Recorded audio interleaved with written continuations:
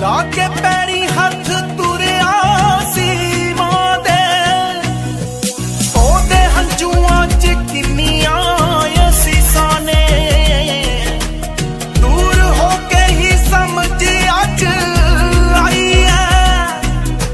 ਸੀਨੇ ਮਾਵਾਂ ਦੇ ਚ ਕਿੰਨੀਆਂ ਹੀ ਚੀਸਾਂ ਨੇ, ਚੀਸਾਂ ਨੇ।